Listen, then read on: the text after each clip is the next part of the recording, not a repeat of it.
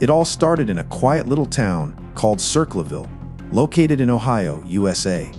The kind of place where everyone knew each other and nothing much ever happened. It was the mid-1970s and life was simple. People went to work, kids played outside, and neighbors trusted one another. But all of that changed suddenly, without warning. A mysterious letter arrived in someone's mailbox, then another, and another. At first, the letters seemed strange, but harmless.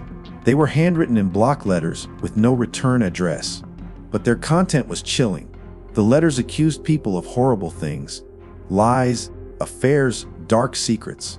And the worst part, the writer knew everything, things that weren't public, things that could only come from someone close by. As more letters started to appear, panic spread through the town. Who was sending them? Why? And how did they know so much? People who had lived peacefully for years were now scared to open their mail. Friendships broke, marriages shook, and rumors filled the air. The town no longer felt safe. Everyone looked at each other with suspicion.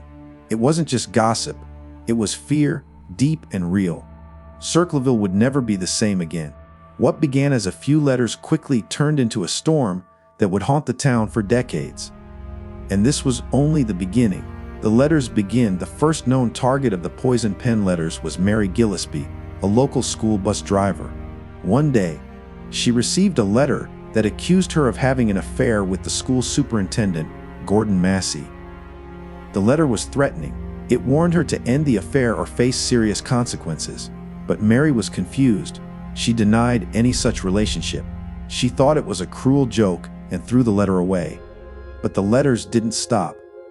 In fact, they became more frequent and more dangerous. They didn't just go to Mary. Her husband, Ron Gillespie, also began receiving letters. So did the school neighbors and even random people across town, all written in the same blocky handwriting, all filled with angry words and dark threats. Whoever was sending them was watching closely, because the letters often included personal details that weren't publicly known. Mary and Ron tried to keep it quiet at first. They told only a few people and hoped it would stop. But it didn't. Signs appeared along Mary's bus route. The more letters arrived, the writer was obsessed. The threats grew more serious, hinting at violence. And still, no one knew who it was. The town was caught in a nightmare. A silent stalker was among them, hiding behind paper and ink. And the fear was only just starting to take root. Fear spreads fast as weeks passed. The poison pen letters multiplied. What began with Mary Gillespie quickly spread across Circleville. Dozens of residents started receiving the same strange, threatening notes. Teachers, town officials, even ordinary families, no one was safe. The letters exposed secrets, real or not, and demanded action. Some were warned to stay away from certain people. Others were accused of crimes or shamed for private matters. The fear grew deeper with each new letter. People stopped trusting each other. Neighbors became suspicious. Friends turned into enemies. No one knew who the writer was, but everyone believed it had to be someone local, someone who knew intimate details about their lives. Rumors spread like wildfire. Was it a jealous ex, a neighbor holding a grudge, a teacher, a student, or maybe even someone from law enforcement? The mystery twisted the town into knots. And then came the signs. Large wooden signs with terrible messages were placed along Mary's bus route. They were vulgar, cruel, and very public. Every day, Mary had to drive past them with children on board. She began stopping to remove them. But doing so only made the writer angrier. The poison pen wasn't just writing anymore. It was watching. Circleville was no longer just scared. It was under siege. A peaceful town now lived in constant dread, and still, no one had a clue who was behind it. Targets multiplied as months went by. The poison pen writer grew bolder. The letters didn't just focus on Mary Gillespie and her family anymore. They started targeting others across Circleville. People who had never been involved suddenly found themselves accused of horrible things. Teachers were blamed for cheating. Husbands and wives were accused of secret affairs. Even police officers received letters filled with personal attacks. No one was safe. The writer seemed to know everything: where people worked, who they were meeting, what they were hiding. Whether the claims were true or false didn't matter. Once someone received a letter, their life changed. Families fought. Friendships ended. Businesses suffered, all because of the fear these letters created. People began to wonder, how could one person know so much? Some believed the writer had hidden cameras.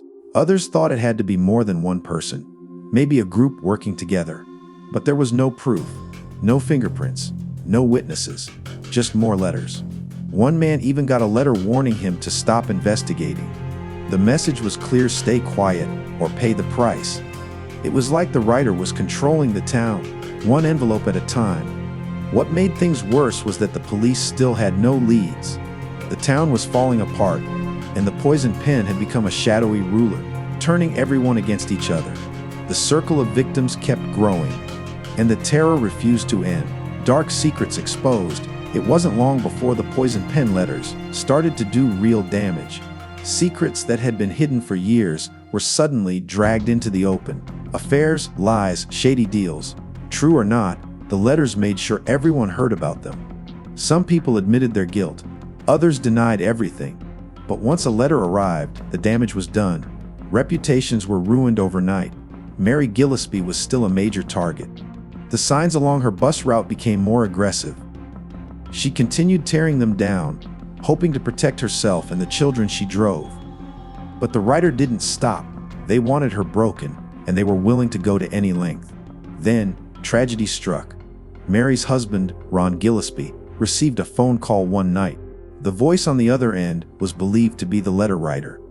Furious, Ron grabbed his gun and stormed out of the house. Moments later, he was found dead. His car had crashed into a tree. Police said it looked like an accident, but something didn't feel right. The gun had been fired once, yet no one knew at what. There were no clear answers, only more questions. Was it suicide, a warning, or had the writer taken things even further? With Ron's death, the fear in Circleville reached a new level. It was no longer just about words on paper. Now it was life or death, and the poison pen seemed willing to cross any line. Police stepped in after Ron Gillespie's sudden and suspicious death. Police were forced to take the case more seriously. What had started as an odd series of letters had now turned deadly. Investigators began collecting every letter they could find. There were hundreds, each one written in the same blocky handwriting, each filled with threats and secrets. Still, there were no fingerprints, no DNA, no clear suspects. Police interviewed dozens of people. They looked into Mary's alleged affair with the school superintendent. They questioned neighbors, co-workers, even family members, but nothing stuck. Everyone had a theory, but there was no solid proof. Then came a break. A man named Paul Fresher, Mary's brother-in-law, came under suspicion. Paul had separated from his wife and had issues with Mary.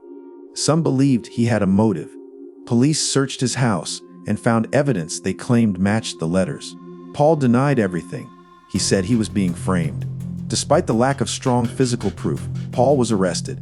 At trial, he was convicted not of sending the letters, but of attempting to harm Mary. Someone had placed a dangerous trap in a box along her bus route. Paul was tied to that box and sent to prison. The town felt some relief. Maybe the nightmare was over. Maybe the poison pen was behind bars. But just when it seemed calm had returned, more letters arrived. This time, postmarked while Paul was still in prison. The mystery was far from over. A town on edge, even with Paul Fresher locked behind bars. The nightmare didn't end. Letters continued to arrive across Circleville. Some were sent to reporters, others to public officials. Many were postmarked from Columbus, Ohio, near the prison where Paul was held. But how could that be? Paul was under tight control. He wasn't allowed to send mail without it being checked. Still, the letters didn't stop. The same handwriting, the same threats, the same chilling tone. This shook the town even more. If Paul wasn't the real writer, then who was? Had they blamed the wrong man? Or was Paul somehow continuing the attacks from inside? No one had answers. The fear returned stronger than ever. Mary and other victims lived in constant stress. People became more private, more guarded. Neighbors stopped speaking. Suspicion hung in the air like a dark cloud. Everyone feared being the next target. Paul kept claiming he was innocent. He even passed a lie detector test. But the letters kept coming. The police were stuck. The town felt helpless, and the poison pen still had control. For many, It felt like Circleville was cursed. A quiet town turned into a place of secrets, fear, and mistrust. The writer had done more than scare people. They had changed the town forever. And it was clear the end was still not in sight. Truth revealed years passed, and Paul Fresher served his full sentence. When he was released, he was never officially cleared, but many still questioned whether he was truly guilty. He maintained his innocence until the end, insisting that he had been set up. Some people believed him, especially after the letters continued while he was in prison. Others were not so sure. The truth remained buried under years of fear, silence, and confusion. Journalists and private investigators began digging deeper into the case. Some believed the true writer had never been caught. They found strange gaps in the police investigation, evidence that was ignored, leads that went nowhere, and connections that were never fully explored. Paul's ex-wife and other family members were quietly mentioned as possible suspects, but no one was ever charged. The handwriting from the letters was analyzed by experts. Some said it matched Paul. Others disagreed. Even today, the evidence is too weak to say for sure. What's certain is this: the real identity of the Circleville letter writer was never proven beyond doubt. For Mary and many others, the scars never healed. The damage had already been done. Lives were broken, and trust was destroyed. The town had been turned inside out by one person's obsession. Whether it was Paul or someone else, the poison pen had left a mark no one could erase. Case still haunts. Decades have passed since the first poison pen letter arrived in Circleville, yet the case still haunts the town. To this day, no one knows for sure who wrote the hundreds of threatening letters. The mystery remains unsolved, and the truth is buried beneath fear, silence, and time. For the people who lived through it, the memory hasn't faded. Some moved away, trying to escape the shadows of the past. Others stayed but never spoke of it again. The fear had become part of daily life, quiet but always present. Every anonymous note, every strange phone call brought the terror back. True crime followers and investigators still discuss the Circleville case. It's featured in books, TV shows, and podcasts. Each retelling brings new theories. Was it Paul Fresher, a jealous family member, someone in law enforcement, or was the real writer never even questioned? What makes this case so chilling is not just the letters. It's how one unknown person turned an entire town upside down. They used words as weapons, knowing fear spreads faster than truth, and they succeeded. The poison pen case remains one of the most disturbing unsolved mysteries in the UK's history of anonymous threats. A reminder that sometimes the scariest monsters don't hide in the dark. They hide behind paper, ink, and secrets no one dares to speak.